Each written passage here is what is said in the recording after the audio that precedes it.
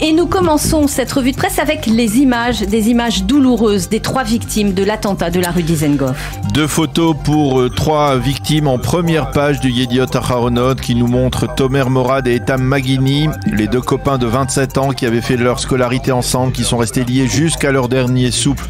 Jeudi soir vers 21h, ils étaient tous 2 soldats d'unité de combat de Tsahal. Etam s'était fiancé il y a un mois avec sa copine Ayelet et Tomer avait une relation sérieuse et prolongée avec sa copine Ariel, mais ils étaient très souvent ensemble. Quant à Barak Loufan, il a succombé vendredi à ses graves blessures. Il avait 35 ans.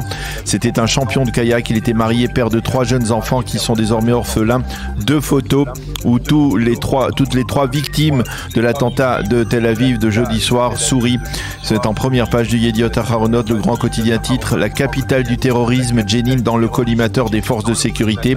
C'est là de là que venait le terroriste Dizengoff, et ce matin, au centre de sa une, le Israël Hayom nous montre une photo de centaines d'Israéliens réunis sur les lieux de l'attentat, là où un drapeau bleu et blanc a été déposé, des veilleuses allumées. Le titre du quotidien gratuit se rapporte à Etam Maghini, un enterrement aujourd'hui au lieu d'un mariage. Et effectivement, les 3 victimes de l'attentat de jeudi soir seront conduits aujourd'hui, cet après-midi, vers leur dernière demeure.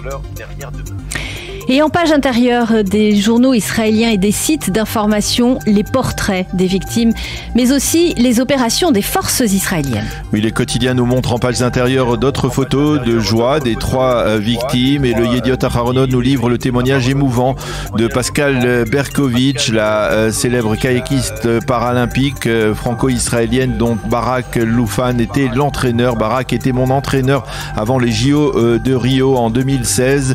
Il est devenu mon ami. Il était toujours positif, écrit Pascal Berkovitch ce matin. Les quotidiens nous montrent aussi l'opération menée hier par les forces de sécurité dans la région de Jenin.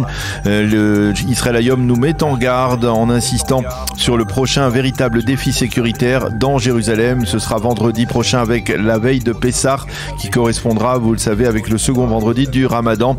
Le Maariv titre sur la visite du député Itamar Ben-Gvir qui s'est accroché avec des habitants de Tel Aviv venus se recueillir hier soir sur les lieux de l'attentat. Et puis les journaux mentionnent un débat qui était sur toutes les lèvres en Israël durant le Shabbat, la place des médias dans un attentat comme celui de Tel Aviv, où l'on a vu des médias israéliens suivre des forces de l'élite de la police ou de Tsahal en direct dans leur recherche du terroriste. Vendredi, la police et l'armée ont publié des communiqués très sévères dénonçant le rôle des médias, les accusant d'avoir transformé cette chasse à l'homme en un véritable programme de télé-réalité. Et qu'écrivent ce matin les éditorialistes autour de cet attentat, de ses répercussions ? Ils sont nombreux à prendre leur clavier pour commenter donc bien entendu cet attentat. Nous commencerons par ceux du Yediot Aharonot. Pour Yossi Yehoshua, il est grand temps de créer une garde nationale qui soit entre la police et l'armée afin d'éviter à la police de transformer ses unités d'élite en unités militaires et d'éviter à l'armée de recevoir des missions policières au cœur des grandes villes. Yuval Diskin, l'ancien patron du Shin Bet, écrit que l'État d'Israël ne peut continuer à rester les bras croisés dans l'attente de nouveaux attentats. Il doit prendre une initiative qui brise l'actuelle équation. D'abord fermer de manière étanche la barrière de sécurité, ensuite lancer une opération d'envergure qui restaure le contrôle sécuritaire de Tsahal dans le nord de la Samarie et en particulier dans la région de Jenin. Pour cela, il faut un véritable leadership avec une vision claire, un leadership qui comprend que faire abstraction des problèmes ne peut aucunement les résoudre. Shimon Shifer, lui aussi, appelle Tsahal à aller frapper les terroristes à la source, c'est-à-dire à Jenin, avant qu'ils ne viennent frapper dans nos villes. Pour Ben-Dror Yemini, eh bien, il est difficile de voir ces images de liesse à Jenin et Ramallah après l'attentat de jeudi, mais il préfère ce matin insister sur ce qu'il appelle les fleurs de l'espoir. L'une de ces fleurs d'espoir, c'est le docteur Nadel Mohana, un médecin arabe israélien de l'hôpital Ichilov qui jeudi soir a sauvé les vies de plusieurs blessés juifs. Un médecin qui parle au nom du respect de l'être humain en sachant que parmi les siens, eh bien, certains adulent les assassins.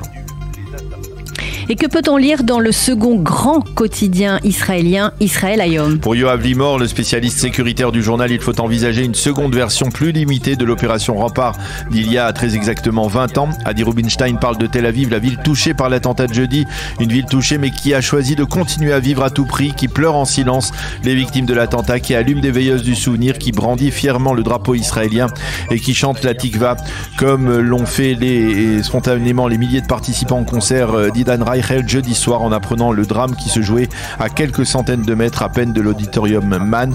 Et puis Lilach Chouval, pour Lilach Chouval, les médias doivent certainement procéder à leur examen de conscience après ce qui s'est passé jeudi soir, mais ils ne peuvent pas être les seuls. Elle estime que la police aurait aussi dû envoyer de son côté des porte-paroles capables de fournir en temps réel des informations aux médias. Dans le Haaretz, Amos Harel, le spécialiste militaire du quotidien de gauche, écrit que Jenin est devenu l'un des sites majeurs, un bastion du terrorisme et représente un véritable défi pour les forces de sécurité.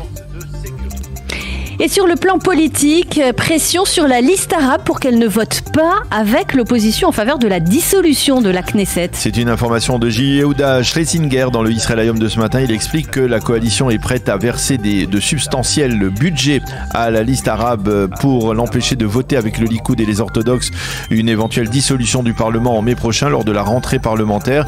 Quant au député Amichai Shikli, qui a été proclamé dissident du parti Yamina par Naftali Bennett, il a réagi à la décision de son parti.